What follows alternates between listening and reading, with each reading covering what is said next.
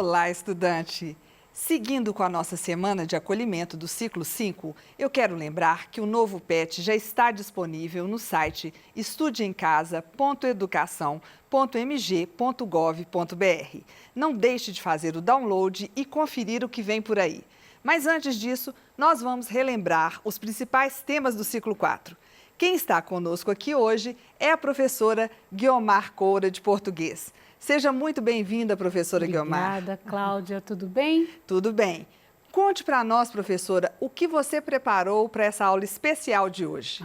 Então vamos lá, né, Cláudia? Olha, nessa aula nós vamos lembrar aí alguns temas que nós estudamos.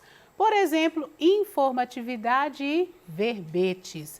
Vamos lá? Os tópicos aí, o que nós sinalizamos nessas aulas? Informatividade é o grau de informação que um texto escrito ou visual veicula. Eu acredito, estudante, que você vai lembrar que nesta aula sobre informatividade, eu trouxe um cartoon, não é isso? Que trazia ali, falava, né? Contextualizava a respeito das indústrias de cosmético, né? E se essas indústrias aí, se não tomarem as devidas precauções, aquilo que é necessário para manter, né, o ambiente limpo, não é isso? A questão da poluição ali do ar, que tinha aquelas indústrias, né, que não se preocupavam com isso, e a questão também de narcisos, lembra disso? E por que eu trouxe esse cartoon? Para dizer que quando nós estamos lendo um texto, nós precisamos acionar o nosso conhecimento de mundo. Quais são as informações que nós precisamos ali levantar, acionar para saber o que o autor está querendo dizer com aquele cartoon, com aquela charge, ou até mesmo, né, com aquele texto, com os textos que nós lemos no nosso dia a dia. Porque sempre quando é construído um texto, é pensado também nesse leitor, né? Qual é o conhecimento que vai ser exigido desse leitor para entender o texto. Isso também faz parte de estratégia de leitura, o conhecimento de mundo, aquilo que nós precisamos acionar para que um texto faça sentido. Tá lembrado? Então vamos lá. O grau de informatividade de um texto varia de acordo com o interlocutor a quem ele se destina, é que eu acabei de dizer, não é isso?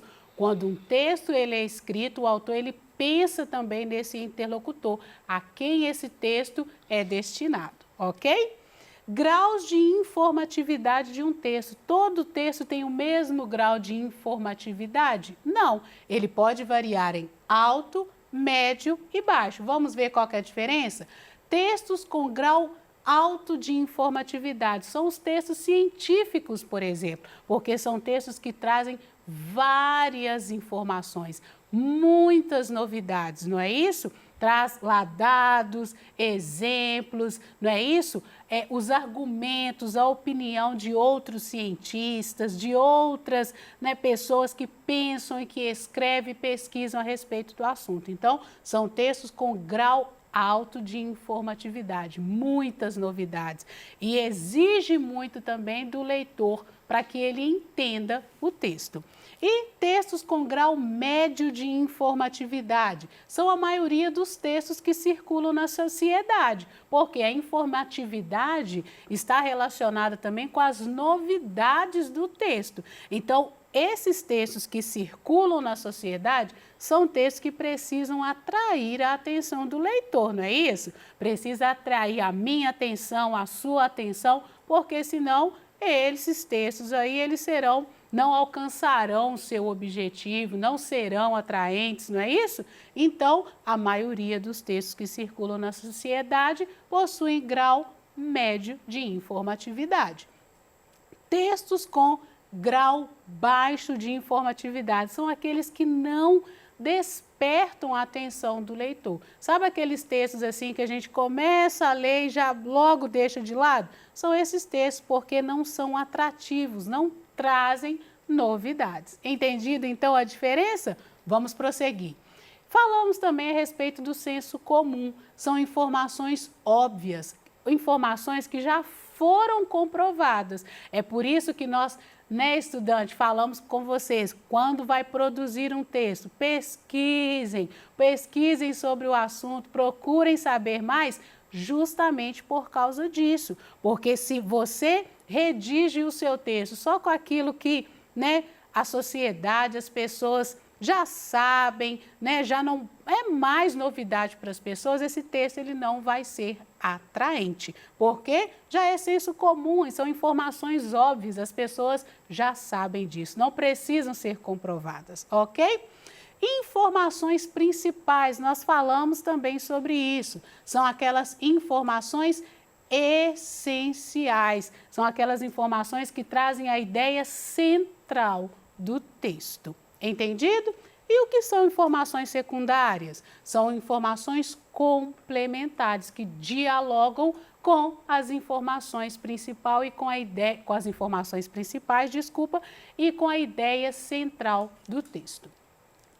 Falamos sobre verbetes também, né? Possui caráter informativo, então é um texto informativo, destinado a explicar um conceito. O que nós falamos sobre a estrutura do verbete? Ele traz a palavra que nós conhecemos como entrada e depois apresenta lá, né, no corpo do texto o conceito, as acepções daquela palavra. Lembrado? E geralmente os verbetes abordam conceitos bem estabelecidos, é o que nós falamos. Suportes, nós temos os dicionários, enciclopédias, dicionários online, nós já temos hoje, né, disponível na internet aí vários tipos de dicionário. Hiperlinks também pode ser uma forma de verbete, porque quando você clica naquele hiperlink, sabe aquele quando você está lendo o texto, aquela palavra ali, né, que vem sublinhado, destacado? Quando você clica, vai trazer outras informações também. Então, pode ser ali uma ideia de verbete também. Enciclopédias livres, que nós temos também, né? Várias plataformas, vários sites que trazem aí essas enciclopédias que são construídas pela sociedade, ok? Linguagem formal, objetiva, traz terminologias especializadas, principalmente os verbetes de enciclopédia, porque eles são um pouquinho mais extensos, né, do que os verbetes de dicionário, porque eles trazem informações ali históricas, dados científicos, então traz vários conhecimentos ali. Linguagem verbal e não verbal. Como assim, professora? Hoje nós temos também vários dicionários que já trazem imagens para que o leitor ele identifique, faça uma associação ali entre a imagem e o conceito. Entendido? Então vamos lá, pega o PET. Se você ainda não pegou, pega o PET aí, abre lá na semana 1, página 2. Ok? Então vamos lá. Leia o texto a seguir e responda. O poder transformador da empatia nas relações humanas. Cláudia, um texto muito interessante, sabe? Porque ele vai tratar da empatia. Coisa muito importante, né? Se colocar no lugar do outro, né? Exatamente, né? É a definição de empatia. Nós precisamos ter, né, Cláudia, esse sentimento, né? Essa estratégia, né? Essa possibilidade, essa sensibilidade, na verdade, né? De se colocar no lugar do outro, principalmente nesses dias que nós estamos vivendo, né? Aquela propaganda, né? A máscara você usa nesses tempos de pandemia para proteger principalmente o outro, proteger você e proteger o outro. Não é isso? Então, vamos lá, empatia, e nós precisamos ter essa sensibilidade de se colocar no lugar do outro. Então, vamos lá, pergunta 1 aí, qual é o assunto tratado? O texto trata dos efeitos ou do impacto do exercício da empatia, que é o que a Cláudia falou, é se colocar no lugar do outro. Aquilo que eu não quero que o outro me faça, não é isso, Cláudia? Eu também não faço. Exatamente. Então, vamos lá. 2, o que o autor defende nesse texto? Vamos relembrar? O autor defende que a empatia pode também estar intrinsecamente ligado à resolução de questões do nosso dia a dia. Como nós falamos, né? Quando eu pratico Se eu não quero que o outro me faça, eu também não vou fazer. Isso aí resolve um monte de problemas, não é isso, Cláudia? Nossa, mãe. É o que o autor defende no texto, né? O exercício da empatia pode resolver várias questões, vários problemas no nosso dia a dia. Se eu não quero que o outro me faça mal, eu também não vou fazer, ok? Então vamos lá. Grife as partes principais do texto e transcreva-as abaixo. Vamos relembrar o que é partes principais ou informações principais? São aquelas que trazem a ideia central do texto. Olha lá, a empatia já começou com uma palavra que está lá no título do texto, então é uma informação principal. É a arte de se colocar no lugar do outro por meio da imaginação, compreendendo seus sentimentos e perspectivas e usando essa compreensão para guiar as próprias ações. Nós falamos disso aqui. Aquilo que eu não quero que o outro me faça, eu também não vou fazer. Ok? A necessidade de desenvolver empatia está no cerne do esforço de encontrarmos soluções para problemas mundiais, como violência étnica, intolerância religiosa, pobreza extrema, fome, abusos dos direitos humanos e aquecimento global. Ou seja, eu não prejudico, não é isso? Eu não prejudico, como eu não quero ser prejudicado, eu também não prejudico e automaticamente é aquela ideia, né, Cláudia, da corrente do bem, não é isso? Sim. Né? A formiguinha, a ideia da formiguinha, né? Vai dando sequência. Vai dando sequência lá. Então vamos lá. O uso de nosso eu empático pode também estar intrinsecamente ligado à resolução de questões do nosso dia a dia, que nós falamos, né? Se colocar no lugar do outro resolve um monte de questões, porque eu vou sempre fazer o bem porque eu quero que o outro me faça o bem, ok? Então vamos lá.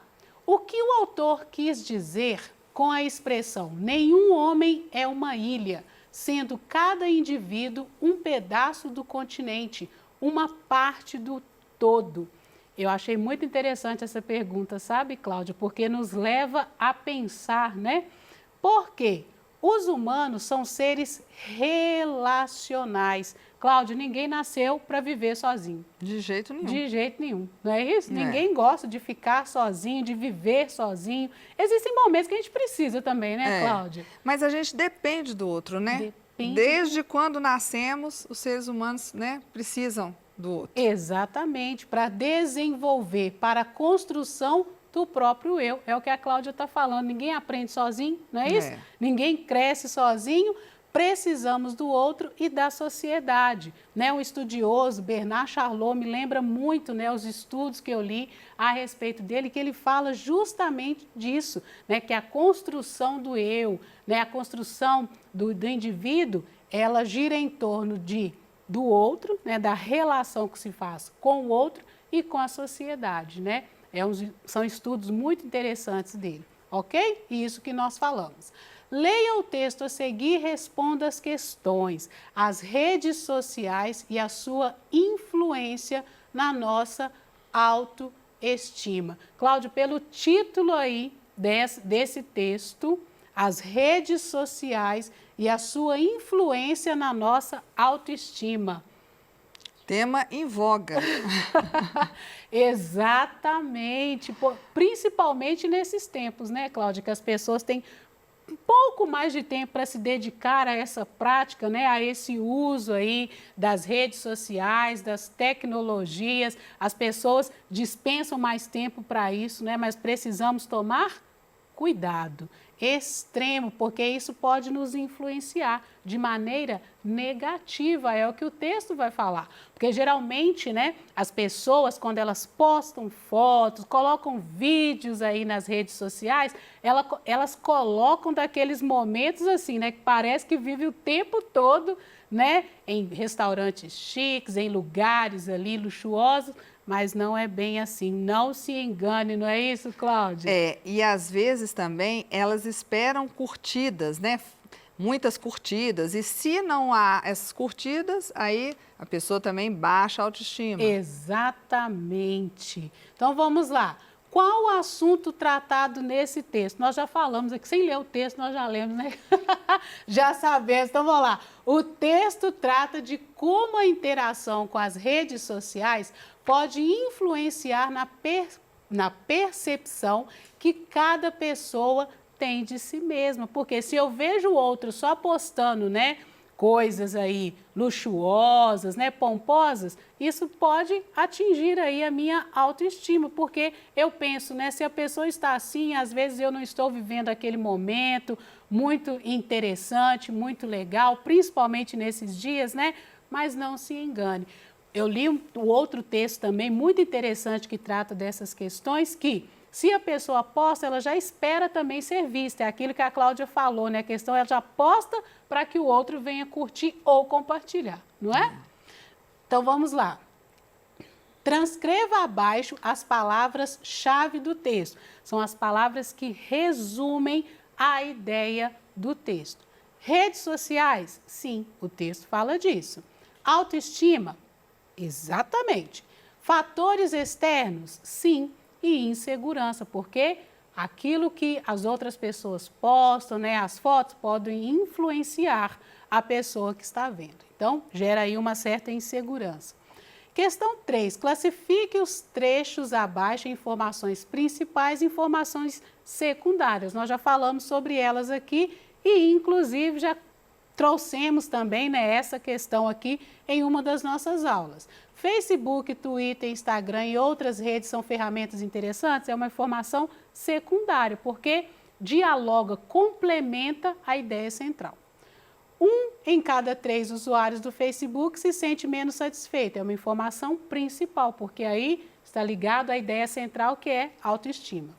Isso acontece porque nossa autoestima pode ser facilmente afetada. Tudo a ver com o tema. Então, informação principal. Apenas 7% da comunicação depende das palavras. Massivo 58% do significado de uma comunicação. Informação secundária também, porque não traz ali necessariamente a ideia principal, né? Só complementa a informação. Aqui nós trouxemos um infográfico, que nós também, né? Muito interessante, um texto aí que facilita a nossa compreensão no dia a dia. Qual a relevância desse tipo de texto para a sociedade? Nós já falamos, facilita a compreensão de informações, porque eu leio o infográfico, as imagens, tudo que tem aqui facilita a compreensão, ok? As setas, a forma, poucos textos aqui, né? Informações objetivas, sucintas, facilita a compreensão. Ok? Na semana 2, leia o texto abaixo com atenção e responda as questões. Maneira de amar, um texto muito interessante também, que traz a relação ali do homem, do jardineiro, com as plantas. Muito interessante e as pessoas, né, falam que isso realmente tem a ver, viu, Cláudia? O tratamento com as plantas, o carinho, conversar com elas. Você gosta de planta, Cláudia? Amo. Ama? Conversa com elas? Muito, e elas ficam lindas.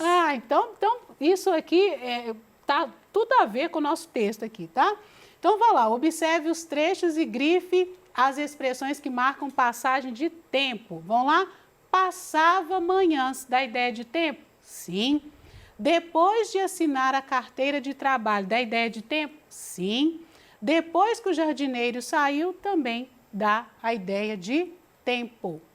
Para contar estrelas, um texto também lindo, né? Que fala da relação do filho com o pai e com a avó. Muito lindo esse texto. Vai lá no PET lá, olha lá, relembra. Vamos lá. Qual conflito gerou o enredo? Conflito é aquilo que mexe ali com a história, né? Aquilo que precisa ser resolvido no texto. A pergunta feita por Lelê ao pai: como contar as estrelas do céu? Esse é o conflito, é esse que precisa de ser resolvido. Ok, o clímax, nós temos aqui as nossas respostas e eu espero que esta aula de hoje tenha ajudado aí na resolução de algumas questões. Muito obrigada!